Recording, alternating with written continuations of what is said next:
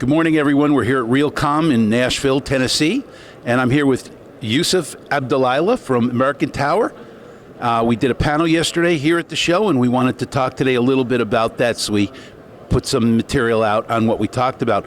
So, Youssef, yesterday on the panel, we talked about not only your role at American Tower, but also your role as vice chairman of the Alliance. But today we want to talk about what American Tower's doing, CBRS, private LTE.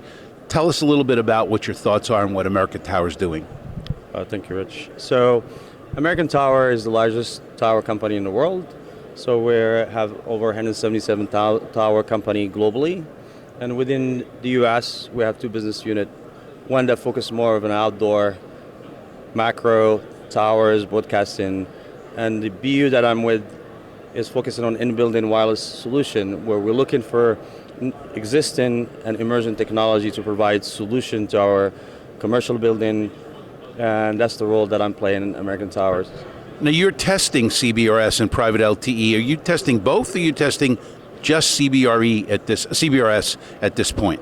Well, CBRS is basically spectrum that FCC has released for everybody to deploy the private LTE.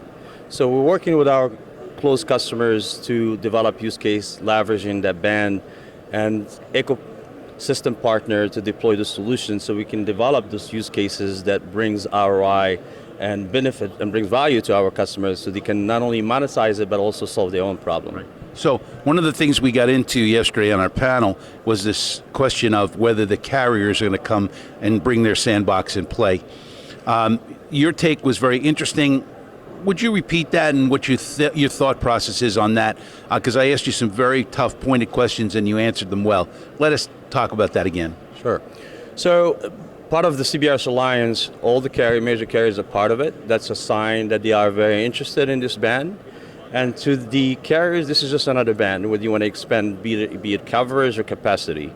And having that relationship with the carriers where we bring the carriers to our enterprise vertical, be it large public venue or buildings, what we see is an opportunity for everybody to play in the sandbox.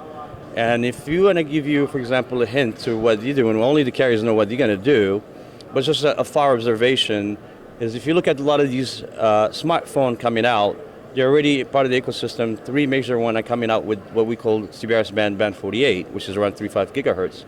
And quite frankly, that's a sign that the carriers are very much interested in actively because they're the one that drive this functionality and requirement into the handheld manufacturer. Right. So on our front page of our magazine, we highlighted a piece from Google, which is in what we call the view from the top.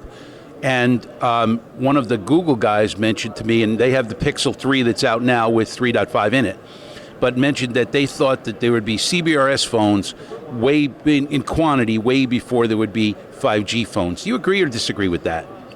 Well, if any sign and indication coming from Google, these other provider like the Galaxy S10 made the announcement, there's LG phone, and there's some other provider going to come out with that.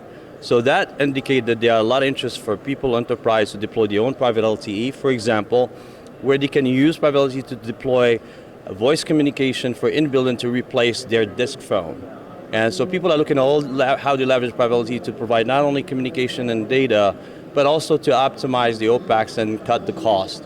So we see basically that the deployment is going to happen and people are going to leverage CBRS band to deploy all the technology using LTE because it brings a lot of added value like security, mobility that can enhance the in-building wireless communication. So our readers are very interested in CBRS and they want to understand it because, again, generally speaking, if you got most of these people at the show in a room, they would not know what CBRS is all about. So when do you think the Alliance will really get going with marketing to these people and giving them information they need to know? That's a great question, Rich. So the marketing group, working group within CBRS Alliance has been really actively working in promoting this and building awareness.